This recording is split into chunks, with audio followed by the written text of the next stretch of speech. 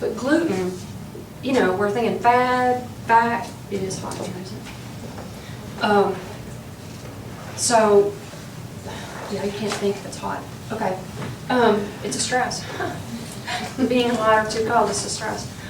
The next one, real or fat. So gluten, what is gluten? Gluten is the glue, okay? So gluten is what creates that kind of nice thing we love in pastries and we're all addicted to, okay? Gliadin is the protein, and gluten is what is made from the gliadin. And there's 3 gliadins. Those 3 are shared by wheat, rye, barley, and oat. So if you're sensitive to one, you're most likely sensitive to all. Not necessarily, but most of the time. It took the 1st century for someone to go, there's something between eating something, we don't know what it is, and gut issues.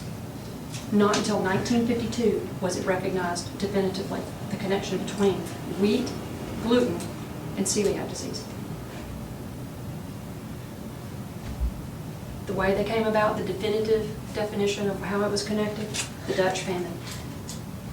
In the Dutch famine, they had no availability of any grains. And the celiac disease went from 37% in the population to 0%.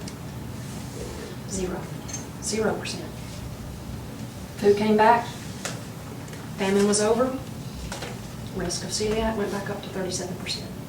And the Dutch doctor that said, oh, I think there's a connection here, went to England and worked with some other physicians and came up with a definitive connection between gluten and celiac disease. But let me remind you that celiac is not the only, it's just a genetic domino of someone's genetics to push celiac disease. It doesn't mean that just because you don't have celiac that you don't have problems with wheat. Because if it's stressing your body through either a hypersensitivity, intolerance, or something like that, it can create any symptom that I talked about before.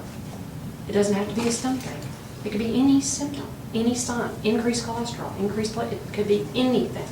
It's a silent, slow killer if it's your problem. And it's hard to check, okay? People go, well, I had it checked. My doctor checked it. I'm not gluten sensitive. They did that some test. I'm not sensitive.